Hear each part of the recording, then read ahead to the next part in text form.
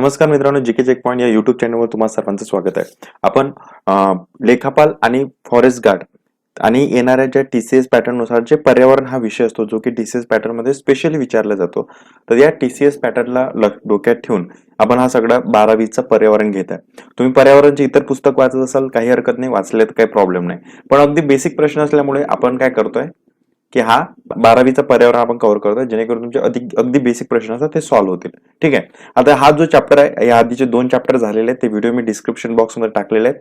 ते तुम्ही बघितले नसाल तर बघून घ्या. आता आपण तिसरा चॅप्टर चालू करत आहे, तो आहे शाश्वत विकास. ठीक आहे. आता या शाश्वत विकासामध्ये सगळे महत्वाचे मुद्दे आहेत, परीक्षा दृष्टीने महत्वाचा ठरतोय. त्यामुळे शाश्वत विकास तुम्ही नक्की बघा आणि व्हिडिओ शेवटपर्यंत बघा, कारण काही याच्यामध्ये सरकारी योजना सुद्धा आहेत आणि याच्यावर तुम्हाला लक्षात येईल जेव्हा तुम्ही हा बघाल, तर बरेच प्रश्न या शाश्वत विकासावर आलेले आहेत. त्यामुळे चला कुठलाही वेळ न घालवता आपण आता सुरुवात करू. बघा, याच्यामध्ये आपण तेच डिस्कस करू जे परीक्षेसाठी महत्वाचं आहे आणि टू द पॉइंट आहे. ठीक आहे. आता बघा, पहिला शाश्वत विकासाची व्याख्या. शाश्वत विकास म्हणजे काय? असा विकास जो सध्याच्या पिढीतील गरजांची पूर्तता करता भावी पिढीच्या गरजांना क्षमतेला धक्का न पोहोचवता केलेला विकास. ठीक आहे. तर हे म्हणजे शाश्वत विकासाची व्याख्या. ठीक आहे. ही व्याख्या वगैरे तुम्हाला विचारणार नाही, त्यामुळे काळजी करायची गरज नाही. फक्त आपण जे परीक्षेला महत्वाचं आहे ते बघा. आता काय म्हणू, शाश्वत विकासाची ध्येय. आपल्या भारत सरकारने 2015 मध्ये, म्हणजे आपण काय म्हणू, जागतिक लेवलवर 17 गोल्स ठरवले होते, 17 ध्येय ठरवले होते आणि 2015 मध्ये ते संयुक्त राष्ट्राच्या सर्वसाधारण सभेमध्ये ती ध्येय निश्चित झाली होती. ते कोणतं वर्ष होतं बघा, 2015. किती ध्येय होती? 17. हे दोन्ही मुद्दे तुम्ही लक्षात ठेवा. आणि ही ध्येय काय, 2030 पर्यंत आपल्याला ते साध्य करायचं उद्दिष्ट आहे. ठीक आहे. हे तुम्ही लक्षात ठेवा.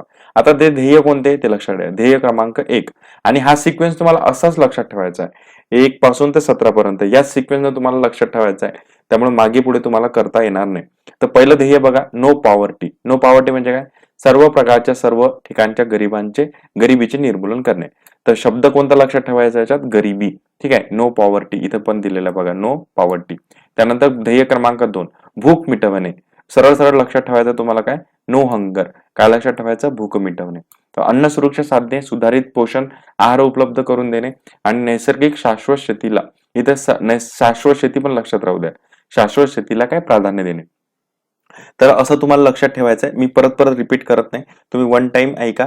जर काही गोष्टी समजल्या नसेल तर तुम्ही व्हिडिओ थोडासा मागे घेऊन परत बघा. ठीक आहे. कारण मी परत रिपीट करत गेलो, आपला बराच वेळ जाईल. तर बघा, तिसरा मुद्दा, गुड हेल्थ. ठीक आहे. बघा इथं काय दिलंय तिसरा, गुड हेल्थ. तर गुड हेल्थ काय? आरोग्यपूर्ण जीवन सुनिश्चित करणे व सर्व वयोगटातील नागरिकांचे कल्याण साधणे. तर तुम्ही याच्यात आरोग्य लक्षात ठेवायचं, दुसऱ्या ध्येयामध्ये गरिबी लक्षात ठेवायचं आणि पहिल्या ध्येयामध्ये गरिबी लक्षात ठेवायचं, दुसऱ्याच्या मध्ये भूक लक्षात ठेवायचं, तिसऱ्या याच्यात आरोग्य लक्षात ठेवायचं. चौथं ध्येय बघा, क्वालिटी एज्युकेशन. चौथ्या ध्येयामध्ये काय लक्षात ठेवणार तुम्ही? शिक्षण. तर सर्वसमावेशक गुणवत्तापूर्ण शिक्षण उपलब्ध करून देणे, सर्वांना निरंतर शिक्षणाच्या संधी उपलब्ध करून दिल्या. त्यानंतर क्लीन वॉटर आणि सॅनिटायझेशन, स्वच्छता. सरळ सरळ तर पाणी व स्वच्छतेच्या उपलब्धतेचा सुनिश्चित करणे व त्याचे शाश्वत व्यवस्थापन करणे. हा ध्येय क्रमांक 6 आहे. ध्येय क्रमांक 5 मिस झाला, तो आता बघून घेऊ. लिंग समानता, जेंडर इक्वॅलिटी. तुम्ही लक्षात ठेवायचं काय आहे? पाचवं ध्येय, जेंडर इक्वॅलिटी, लिंग समानता व महिलांचे आणि मुलींचे सक्षमीकरण करणे किंवा सबलीकरण करणे. ठीक आहे. 6वा मुद्दा बघितलाच. आता 7वा बघा, रिन्युएबल एनर्जी म्हणजे काय? जी आपण म्हणू सर्वांना परवडणारी शाश्वत आणि आधुनिक ऊर्जा. काय लक्षात ठेवायचा याचा शब्द? ऊर्जा. हा लक्षात ठेवायचा. ठीक आहे. तर त्यानंतर 8वं ध्येय, गुड जॉब्स आणि इकॉनॉमिक ग्रोथ. सरळ सरळ रोजगार संधी सर्वसमावेशक असल्या पाहिजेत आणि आर्थिक वाढीला चालना देणे, सर्वांना पूर्णपणे उत्पादक चांगला रोजगार उपलब्ध करून देणे. सरळ सरळ तुम्ही याचा शब्द लक्षात ठेवा, रोजगार. 8वं ध्येय कोणतं? रोजगार. त्यानंतर ध्येय 9, innovation and infrastructure. Innovation and infrastructure म्हणजे काय? पायाभूत सुविधा. लक्षात काय शोधणार शब्द? पायाभूत सुविधा. तर पायाभूत सुविधांची निर्मिती करणे, सर्वसमावेशक व शाश्वत औद्योगिकीकरण करणे आणि कल्पकतेला काय? वाव देणे. हे कोणतं ध्येय आहे? ध्येय क्रमांक 9. ठीक आहे. पुढचं बघा, ध्येय क्रमांक 10. आता रिड्यूस इनइक्वलिटीज. इनइक्वलिटीज म्हणजे काय? की विविध देशांमधील जे देशांतर्गत ज्या असमानता आहेत, त्या असमानता दूर करायचं. तर 10व्या ध्येयामध्ये कोणता शब्द लक्षात ठेवायचा? असमानता, इनइक्वॅलिटीज. ठीक आहे. ध्येय क्रमांक 11 बघा, तर सस्टेनेबल सिटीज अँड कम्युनिटीज. त्याच्यामध्ये तुम्ही लक्षात काय ठेवणार? शहरे व मानवी वस्त्या अधिक समावेशक, सुरक्षित, लवचिक व शाश्वत करणे. तर काय म्हणू आपण? एक सामाजिक कम्युनिटीज आहे ना, शहरे शहरे आणि मानवी वस्त्या, एवढे तुम्ही शब्द याच्यामध्ये लक्षात ठेवा. कशा असल्या पाहिजे, त्या शाश्वत असल्या पाहिजेत. तर ध्येय क्रमांक 11. त्यानंतर ध्येय क्रमांक 12 बघा, तर काय रिस्पॉन्सिबल कन्झम्पशन. तर याचा म्हणजे काय, उत्पादन व उपभोगाच्या पद्धती शाश्वत रूपात आणणे. उत्पादन आणि उपभोग याच्यात लक्षात ठेवा तुम्ही शब्द. त्यानंतर ध्येय क्रमांक 13 बघा, क्लायमेट ऍक्शन. ठीक आहे, सरळ सरळ हवामान बदल. कोणता शब्द लक्षात ठेवणार तुम्ही, हवामान बदल. ध्येय क्रमांक 13. ठीक आहे. त्यानंतर ध्येय क्रमांक 14 बघा, life below water. Life below water म्हणजे काय, समुद्र. महासागर हा शब्द लक्षात ठेवायचा.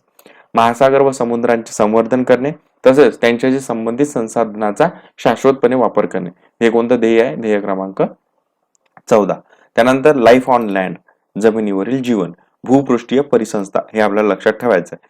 तर शाश्वत पद्धतीने वापर करणे, वनांचे शाश्वत व्यवस्थापन करणे, जमिनीचे वाळवंटीकरण रोखणे, जमिनीचा ऱ्हास थांबवणे व जैव विविधतेची हानी रोखणे, हे तुम्हाला ध्येय क्रमांक 15. त्यानंतर ध्येय क्रमांक 16 बघा, पीस अँड जस्टिस. ठीक आहे, शाश्वत विकासासाठी शांततापूर्ण व सर्वसमावेशक समाज व्यवस्थांना प्रोत्साहन देणे, कोणालाही न्याय मिळवून देण्यासाठी अडचण येऊ नये यासाठी परिणामकारक, जबाबदार व सर्वसमावेशक संस्थाची सर्व स्तरावर उभारणी करणे. याच्या ध्येय 16 मध्ये तुम्ही काय लक्षात ठेवा ना, ध्येय 16 मध्ये तुम्ही काय लक्षात ठेवायचं आहे, तर हा शब्द लक्षात ठेवायचा आहे, न्याय. त्यानंतर ध्येय 17 बघा, पार्टनरशिप फॉर द गोल्स. शाश्वत विकासासाठी जागतिक भागीदारी, हा शब्द लक्षात ठेवायचा आहे. जागतिक भागीदारी निर्माण व्हावी यासाठी अंमलबजावणी साधने विकसित करणे. तर अशी ही 17 ध्येय आहेत आणि ही 17 ध्येय कशी पाठ करायची याची ट्रिक मी तुम्हाला सांगितली. काय सांगितले बघा, पहिल्या ध्येयामध्ये काय आहे, गरिबी. गरिबी नंतर काय, गरिबींना काय असते, भूक असते. मग ध्येय क्रमांक 2 आलं. भूक मिटवण्यासाठी आपल्याला काय, आरोग्य चांगलं असलं पाहिजे. मग काय आहे, आरोग्य. आरोग्य चांगलं झाल्यानंतर आपल्याला कशाची गरज असते, शिक्षणाची गरज असते. मग शिक्षणाची गरज झाल्यानंतर ते आपण काय, जेंडर इक्वलिटी असली पाहिजे, लिंग समानता असली पाहिजे.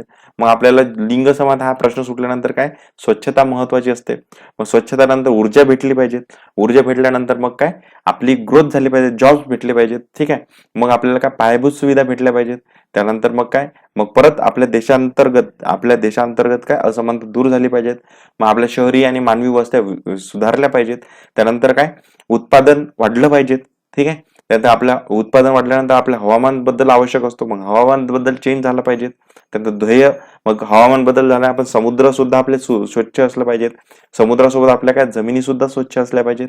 आणि जमिनीसोबत मग काय, आपण सगळ्या गोष्टींना न्याय देऊ शकतो. ठीक आहे, आणि मग न्याय दिल्यानंतर आपल्या खऱ्या अर्थाने शाश्वत जागतिक भागीदारी होईल. बघा, एवढ्या स्टेटमेंटमध्ये मी तुम्हाला 17 गोल्स कसे लक्षात ठेवायचे याचं तुम्हाला सांगितलं. स्टेप बाय स्टेप परत रिडिंग केल्यानंतर तुम्हाला अजून चांगल्या पद्धतीने क्लिअर होतील. ठीक आहे, चला आता पुढचा मुद्दा बघू. आता शाश्वत विकास आहे, याच्या पुढे कोणकोणते आव्हाने आहेत, याच्यामध्ये फॅक्च्युअल असं परीक्षेसाठी काही सापडत नाही, तर फक्त आपण त्याचे हेडिंग वाचून घेऊ. कोणते आव्हान आहे, लोकसंख्या वाढ. त्यानंतर नैसर्गिक संसाधनाचे शोषण, हे आहे. त्यानंतर गरिबी तुम्हाला दिसते. त्यानंतर नैसर्गिक संसाधनाचे असमान वितरण. त्यानंतर उपभोक्तावाद. हे तुम्हाला सगळे आव्हानं दिसतात. याच्यामध्ये परीक्षेच्या दृष्टीने तुम्हाला काही एक मुद्दा सापडत नाही. तिकडे शिक्षण, बेरोजगारी पण आहे, जागरूकता पण आहे. ठीक आहे, त्यानंतर शासकीय धोरणं पण जबाबदार आहेत. तर हे सगळे आव्हाने आपल्या पुढे आहेत. आता शाश्वत शेती. तर शाश्वत शेती म्हणजे काय, लक्षात घ्या, परिसंस्था व मानवी आरोग्य यांची हानी न करता अन्नधान्य पिकवणे म्हणजे काय असते, शाश्वत शेती. ठीक आहे, तर शाश्वत शेती म्हणजे काय, इथं दिलेलं आहे. विचारणार नाही परीक्षेत, पण आपल्याला माहिती पाहिजे. त्यानंतर सेंद्रिय शेती. सेंद्रिय शेती म्हणजे काय, एक प्रणाली आहे ज्यात रासायनिक खते आणि कीटकनाशके, अतिपोषक पशुखाद्य इत्यादी पदार्थ वापरले जात नाही. तर याला काय म्हणतात, सेंद्रिय शेती. तर सेंद्रिय शेती पण तुम्ही लक्षात ठेवते, परीक्षेसाठी महत्वाचं असतं. ते ऍज इट इज विचारतील असं काही नाही, पण तुम्हाला थोडंसं डेफिनेशन माहिती पाहिजे. आता सेंद्रिय शेतीची मूलतत्वे कसं असतात बघा, त्याच्यात पीक पद्धती कशा असतात, 3 प्रकारच्या पीक पद्धती असतात. एक मिश्र असते, त्यानंतर मिश्र शेती असते, मिश्र पिके असतात, आणि पिकामध्ये काय असतं, फेरबदल असतो. जैविक खतांचा वापर असतो, जैविक कीटकनाशक वापरले जातात, आणि एकात्मिक कीड व्यवस्थापन असते. आणि या जैविक खतामध्ये महत्वाचे कोणते घटक असतात, रायझोबियम, ॲझोटोबॅक्टर आणि ॲझोस्पॅरेलियम फॉस्फेट. हे सगळे जैविक म्हणजे जैविक खतांमध्ये उपयोगी असतात. ते परीक्षेत विचारलेले मित्रांनो बऱ्याच वेळा, रायझोबियम, ॲझोटोबॅक्टर, ॲझोस्पॅरिलियम, त्यानंतर फॉस्फेट, हे सगळं तुम्ही लक्षात ठेवायचे. आता जनुकीय सुधारित पिके काय असतात बघा. जनुकीय सुधारित पिके ही अशा तंत्रज्ञानावर वापर तयार केलेली असतात की ज्यात वनस्पतीच्या जनुक संचयामध्ये विशिष्ट जनुकाचा समावेश केला जातो. नंतर ही वनस्पती ऊती संवर्धन पद्धतीने, कोणती पद्धत आहे ते, ऊती संवर्धन पद्धत. ठीक आहे, टिश्यू टिश्यू कल्चर ज्याला आपण म्हणू, तर उती संवर्धन पद्धतीने ते वाढवली जातात. त्यालाच आपण जेनेटिकली मॉडिफाईड क्रॉप्स असंही म्हणू शकतो. ठीक आहे ना. तर हे लक्षात ठेवा. कापूस एक असं पीक आहे, कापूस हे तंतुमय पीक आहे आणि कापसावर अनेक रोग येतात हे सुद्धा आपल्याला माहित आहे. म्हणून आपण आपल्याकडे काय बीटी नावाचा कापूस वापरतो. तर बीटीचं लॉंग फॉर्म बघा काय आहे, बॅसिलस थुरिनजिएन्सिस. काय आहे मित्रांनो, बॅसिलस थुरिनजिएन्सिस असं बीटीचं लॉंग फॉर्म आहे. तर हा जीवाणू काय असतो, एन्टोडॉक्सिन नावाचं प्रथिन तयार करतो आणि हे प्रथिने काही कीटकांसाठी अतिशय विषारी असतात. ही प्रथिने जे अळ्या असतात त्या अळ्याच्या आतड्यातील एपिथिलियम नावाच्या ऊतीवर क्रिया करून अळ्यांना मारतात. तर बीटी तुम्ही लक्षात घ्या, बीटी काय आहे, जेनेटिकली मॉडिफाईड क्रॉप आहे आणि बॅसिलस थुरिनजिलियस असं बीटीचं जे काय लघुरूप आहे. आणि हा जो जीवाणू आहे एंडोटॉक्सिन नावाचं प्रथिन तयार करतो आणि हे प्रथिन काय करतं की कीटकांसाठी जे अतिशय विषारी असतं त्यामुळे काय करतं, त्या अळी जी असते त्या अळीच्या आतड्यातील ते एपिथिलियम नावाचं ज्या ऊतीवर क्रिया करून अळ्यांना मारतो. ऐकून हे बीटीची प्रोसेस अशी आहे. ठीक आहे. इथे एक आपल्याला एक मुद्दा सापडतो. 2016 या वर्षी सिक्कीम हे सेंद्रिय शेती करणारे भारतातील पहिलं राज्य बनलंय. तर ऑर्गॅनिक राज्य, सेंद्रिय शेती करणारं राज्य, पहिलं राज्य कोणतं आहे ते सिक्कीम.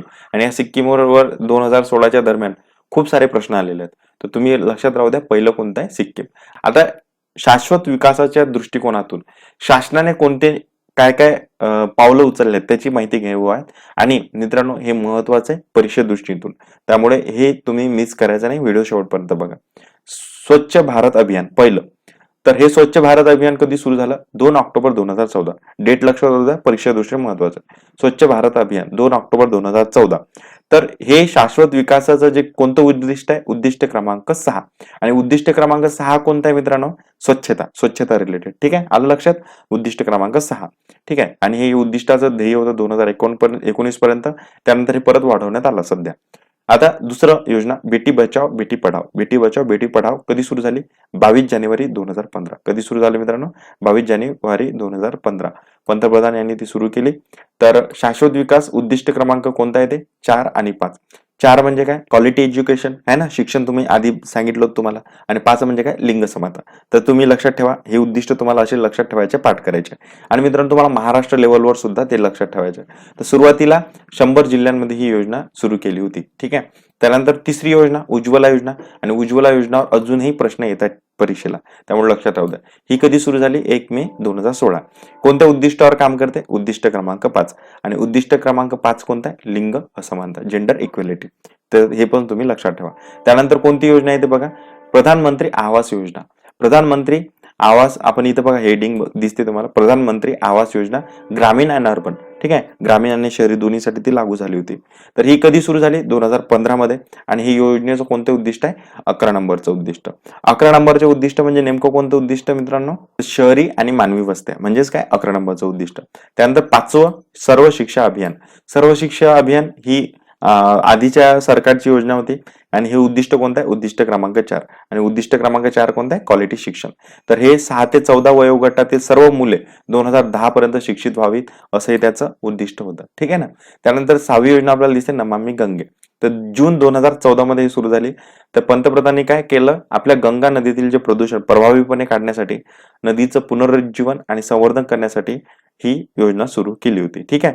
तर नमामि गंगे. आणि हे उद्दिष्ट कोणतं दिसतं आपल्याला, स्वच्छता, म्हणजे उद्दिष्ट क्रमांक 6 असं तुम्हाला दिसते. ठीक आहे. तर ऐकूनच या चॅप्टर मध्ये आपल्या ह्या सगळ्या गोष्टी बघायला भेटले. तर हा चॅप्टर तुम्ही इथं नवीन असाल तर सबस्क्राईब करा. आणि इतरही आपल्याला शेवटचे 2 चॅप्टर राहिलेले आहेत ते आपण लवकरच घेऊ. आधीचे चॅप्टर तुम्ही बघितले नसेल तर बघून घ्या, डिस्क्रिप्शन बॉक्समध्ये दोन्ही व्हिडिओची लिंक दिलेली आहे. तर भेटूया पुढच्या व्हिडिओमध्ये. असंच लाईक करा, सबस्क्राईब करा, तुमच्या मित्रांना सुद्धा फॉरवर्ड करा. चला तर मग भेटूया पुढच्या व्हिडिओमध्ये. धन्यवाद.